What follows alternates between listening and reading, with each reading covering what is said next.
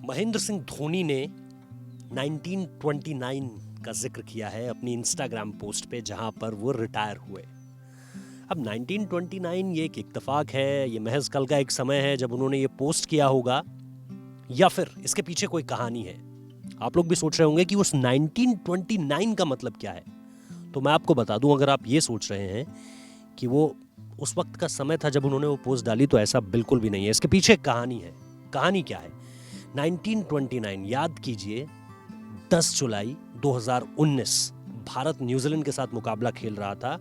और आप में से जिन भी लोगों ने उस वक्त पे हार के बाद अपनी कोई प्रतिक्रिया किसी भी सोशल मीडिया अकाउंट पे डाली होगी, चाहे वो फेसबुक हो, चाहे वो ट्विटर हो, चाहे वो इंस्टाग्राम हो, कहीं पर भी आपने कोई प्रतिक्रिया डाली होगी, जरा टाइम देखिएगा उस प्रतिक्रिया का। आज से 1 साल पहले जब आपने 10 जुलाई 2019 को अपनी कोई प्रतिक्रिया डाली थी, उसका वक्त इस वक्त से मिलता जुलता ही होगा। थोड़ी देर बाद आपने डाल दिया होगा, थोड़ा पहले डाल दिया होगा, लेकिन भारतीय टीम जब न्यूजीलैंड से वो मुकाबला हारी, उस वक्त पे टाइम कुछ यही हो रहा था। 1929 यानी शाम के 7:29 के करीब ही भारत न्यूजीलैंड के खिलाफ 9 जुलाई को वो मैच शुरू हुआ था और 10 जुलाई तक पहुंचा था। बारिश हो गई थी बीच मैच में, इसीलिए दूसरा दिन शुरू हुआ था। 10 जुलाई को 2019 को 19:29 पे 7:29 पर भारत उस मैच को हार गया था। और इसीलिए महेंद्र सिंह धोनी ने उस टाइम को चुना। वो इस बात से 2 बात कहना चाहते थे। एक, जो उन्होंने कल का समय चुना वो भी हो सकता है वो, और एक वो ये कहना चाहते थे कि मैं अपने संन्यास की घोषणा तो उसी समय कर चुका था कि उस वक्त पे वो जो हार मिली थी उसी ने ये तय कर दिया था। ये एक कहानी और बताती है कि महेंद्र सिंह धोनी ये पहले से मानकर चल रहे थे कि 2019 का जो आखिरी मुकाबला भारतीय टीम का होगा, वो उनके भी क्रिकेट करियर का, अंतर्राष्ट्रीय क्रिकेट करियर का आखिरी मुकाबला होगा। मुझे याद है, रांची में उन्होंने भारत की ज़मीन पर अपना आखिरी मुकाबला खेला था। उसके बाद ऑस्ट्रेलिया के साथ हमें 2 मुकाबले और खेलने थे। एक हमें मोहाली में खेलना था, एक हमें दिल्ली में खेलना था। महेंद्र सिंह धोनी ने उस मुकाबले को खेलने से इनकार कर दिया था, क्योंकि वो चाहते थे कि उनका अपने करियर का आखिरी मुकाबला जो वो देश में खेले, वो रांची में ही खेले। उन्होंने यही किया। उन्होंने रांची में देश में अपना आखिरी मुकाबला खेला। उन्होंने ओल्ड ट्रैफर्ड मैनचेस्टर में अपने अंतर्राष्ट्रीय करियर का आखिरी मुकाबला खेला। वो मैच हम 1929 पर हारे थे। इसीलिए महेंद्र सिंह धोनी ने ये जो टाइम अनाउंस किया है, ये 1929 ही है। तो इसके पीछे ये एक बहुत स्ट्रॉन्ग रीज़न निकल कर आ रहा है। मैं फिर आप लोगों को कह रहा हूँ कि अगर आप लोगों को इस पूरी की पूरी कहानी पे, इस पूरी की पूरी जो एक इक्वेशन निकल कर आ रही है, इस पे कहीं भी डाउट हो रहा है, तो उस वक्त को याद कीजिए जब आपने कोई पोस्ट डाली थी 10 तारीख को। आपको समझ आएगा कि इस पूरी के पूरे जो न्यूमरोलॉजी है, जिसको हम कहते हैं अंक गणित है, इसके पीछे कहानी क्या है। तो ये एक बहुत सटीक रीज़न निकल कर सामने आ रहा है। सोशल मीडिया पे ये बातें खूब हो रही हैं, आप लोगों ने भी इन बातों को सुना होगा, लेकिन क्योंकि उस वक्त पर समय कुछ यही हो रहा था, जो हमारी टीम ने जो क्रॉस चेक किया है उससे जो हमें पता चल रहा है, इस वजह से महेंद्र सिंह धोनी ने इस टाइम को चुना। इसकी बिल्कुल भी वजह सिर्फ इतनी नहीं थी कि कल जब उन्होंने ये पोस्ट डाली तो वक्त इतना ही हो रहा था। तो आपको क्या ये रीज़न आपकी सहमति पर उतरता है? क्या आप भी मानते हैं कि ये रीज़न है महेंद्र सिंह धोनी के उस स्पेसिफिक टाइम पे संन्यास की घोषणा करने का? हमें ज़रूर बताइए कमेंट बॉक्स पे। और एक अहम बात, सबसे अहम बात आपको बताना चाहता हूँ कि महेंद्र सिंह धोनी के पूरे सफ़र पर उन्होंने कैसे शुरुआत की, क्या क्या हाईज एंड लोज देखे। सिर्फ ऊंचाइयों की बात नहीं है, उन लोज की भी बात है जिस पर महेंद्र सिंह धोनी जहाँ से जब भी निकले पहले से बहुत बेहतर होकर निकले। और उन्होंने जो इंस्टाग्राम पे पोस्ट डाली है, उस गाने के साथ उन्होंने लोज को भी दिखाया है। जब उनके पोस्टर चल रहे हैं उस गाने में, आपने देखी होगा, वो तस्वीरें भी हैं। तो वो डॉक्यूमेंट्री आप ज़रूर देखिए, क्योंकि वो डॉक्यूमेंट्री बहुत अहम है। महेंद्र सिंह धोनी के सफ़र को अगर आप जानना चाहते हैं तो उस डॉक्यूमेंट्री को ज़रूर देखिए। और सब्सक्राइब कीजिए, लाइक कीजिए, कमेंट कीजिए, शेयर कीजिए इस वीडियो को। बहुत बहुत धन्यवाद।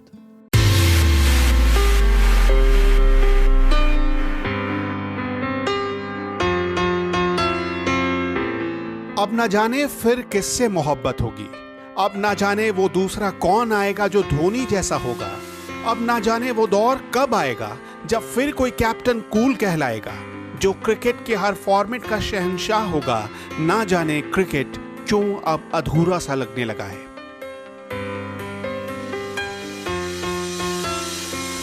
धोनी के संन्यास के बाद ऐसा ही लग रहा है जैसे क्रिकेट तो इससे पहले कुछ था ही नहीं, कुछ भी नहीं।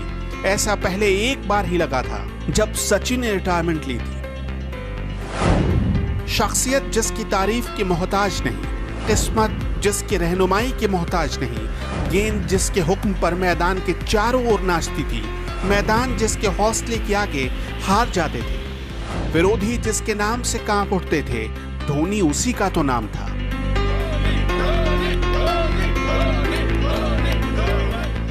एक छोटे से शहर का मिडिल क्लास लड़का क्रिकेट का कैप्टन कूल कैसे बन गया? हजारों लाखों जहन में जिगरा पैदा करने वाली कहानी शुरू होती है 7 जुलाई 1981 से। ये वो तारीख थी जब धोनी दुनिया में आए। धोनी के पिता पान सिंह धोनी सीसीएल यानी सेंट्रल कोल फील्ड में एक मामूली नौकरी करते थे, लेकिन धोनी को मामूली बनना कहाँ मंजूर था। पहले पढ़ाई पूरी की, फिर नौकरी की जद्दोजहद की, नौकरी मिली तो क्रिकेटर बनने की जद्दोजहद की। कहते हैं ना, खुद ही को कर बुलंद इतना कि हर तकदीर से पहले खुदा बंदे से खुद पूछे कि बता तेरी रजा क्या है, और धोनी ने यही कर दिखाया। 23 दिसंबर 2004 को इंटरनेशनल क्रिकेट में धोनी का पदार्पण हुआ और सिर्फ 15 सालों में क्रिकेट की हुकूमत के सरताज कैसे बन गए पता ही नहीं चला। इंडियन क्रिकेट में उनके जैसा कप्तान इससे पहले कभी नहीं हुआ। धोनी के एक रिकॉर्ड पर नजर डालेंगे तो आपको यकीन हो जाएगा। धोनी ने अपने पूरे करियर में 90 टेस्ट मैच, 350 वनडे इंटरनेशनल और 98 T20 इंटरनेशनल मैच खेले हैं। धोनी ने 538 मैचों में 17,000 से ज्यादा रन बनाए, 16 शतक लगाए, 108 अर्धशतक लगाए, 359 छक्के लगाए। धोनी की अगुवाई में 33 आईसीसी ट्रॉफी जीतने में टीम इंडिया कामयाब रही। वनडे के 200 मैचों में धोनी की कप्तानी में भारत ने 110 मैच जीते, यानी जीतने का स्ट्राइक रेट 60% के आसपास रहा। धोनी की अगुवाई में भारत ने 2 वर्ल्ड कप जीते, एक चैंपियंस ट्रॉफी जीती। साल 2007 में पहला T20 वर्ल्ड कप भारत ने धोनी के करिश्माई नेतृत्व की वजह से ही जीता था। 2011 में भारत ने 28 सालों बाद वर्ल्ड कप अपने नाम किया और यह भी धोनी के नेतृत्व का ही नतीजा था। दुनिया के ऐसे पहले क्रिकेटर धोनी बन गए जिसने कैप्टन रहते हुए अपनी टीम को सबसे ज्यादा T20 मैच जिताए। 322 इंटरनेशनल मैच में धोनी ने 195 स्टंपिंग की, 183 का हाई स्कोर बनाया।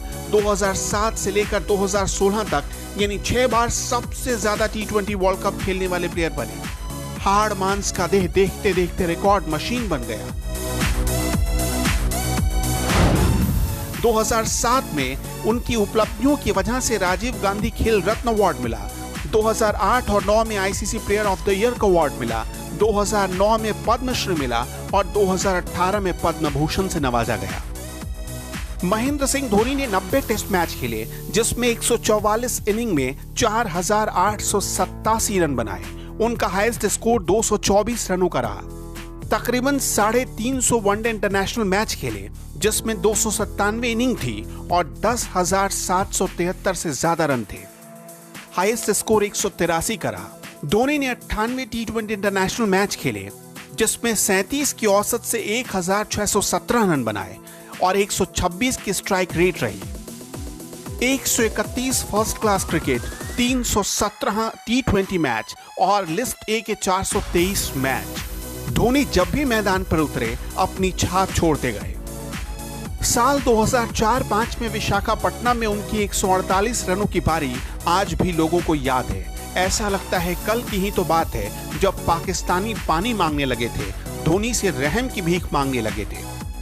साल 2005-06 में जयपुर में श्रीलंका के खिलाफ दिवाली से पहले जो महेंद्र सिंह धोनी ने दिवाली तोहफा दिया, उसे भी लोग भूल नहीं पाए और उसी वक्त धोनी ने अपना 183 रनों का हाईएस्ट स्कोर बनाया।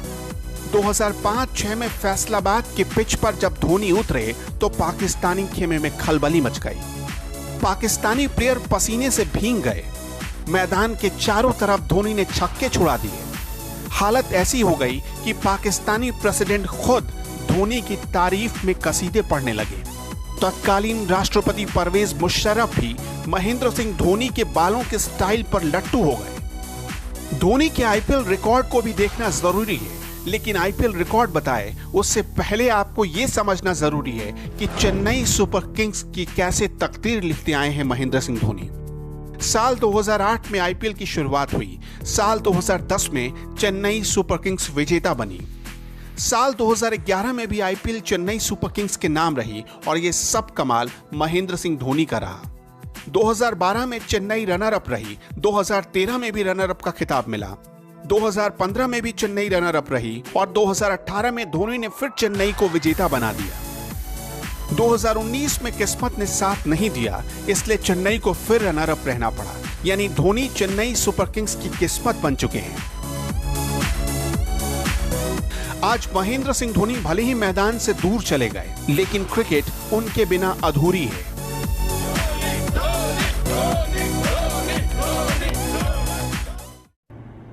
एमएस, आप पल दो पल के शायर नहीं, पल दो पल आपकी जवानी नहीं, न पल दो पल आपकी हस्ती है, न पल दो पल आपकी जवानी है। आप पल दो पल के शायर नहीं, आप भी उस पल का हिस्सा थे, आप भी इस पल का हिस्सा है। मशरूफ जमाना आपके लिए अपना वक्त सजाएगा। आप पल दो पल के शायर नहीं, पल दो पल आपकी कहानी नहीं, न पल दो पल आपकी हस्ती है, न पल दो पल आपकी जवानी है। आप हर एक पल के शायर हैं। I think Mahendra Singh Dhoni was not only a good batsman or very successful captain. I think if you look at his overall performance, he was an all-rounder.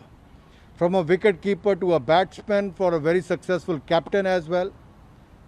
I think he has contributed a lot towards the Indian cricket. I wish him good luck for his future endeavours. His fans will miss him, but I think it's the time to give opportunity to the young players to come and play for Team India. Suresh Raina ने भी आज ही संन्यास लिया है। उन्होंने भी बहुत contribution अपनी ओर से भारतीय क्रिकेट के लिए की है। तो महेंद्र सिंह धोनी और सुरेश रैना दोनों को ही संन्यास लेने पर, और क्रिकेट से संन्यास लिया, हो सकता है अंतर्राष्ट्रीय क्रिकेट से, लेकिन भविष्य में वो कुछ भी करना चाहें उसके लिए मेरी ओर से बहुत सारी शुभकामनाएं। झारखंड के सीएम श्री हेमंत सोरेन ने बीसीसीआई से अपील किया है कि महेंद्र सिंह धोनी का एक फेयरवेल मैच रांची में करवाया जाए। इस पे आपका क्या? बहुत ही अच्छा उनका जो सोच है बहुत ही अच्छा है, और एक बार फिर इस तरह से हम उनको बधाई देना चाहेंगे, माननीय मुख्यमंत्री हेमंत सोरेन जी को। और मैं ये भी कहना चाहूँगा कि अभी वो राज्य के मुखिया तो हैं ही हैं और खेल मंत्री भी हैं, तो जिनके कारण ये जो डिसीजन है उनका बहुत ही सराहनीय प्रयास है। और मैं चाहूँगा बीसीसीआई भी इस पर अमल करे और रांची में जेसीए इंटरनेशनल क्रिकेट स्टेडियम में एक मैच हो, जिसमें एक बार फिर रांची को या झारखंड के लोगों को, धोनी को उत्साह बढ़े।